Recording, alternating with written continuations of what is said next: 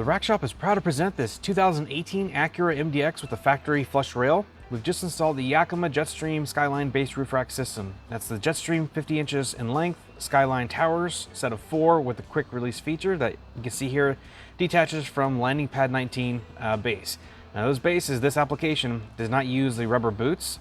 Tolerances are too small for that, but hang on to them because you may need them if you ever move this to another vehicle.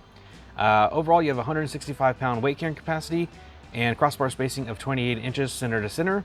Now this will work for the MDX from 2014 through 2021.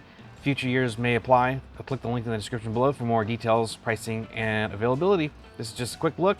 Like always, thanks for watching.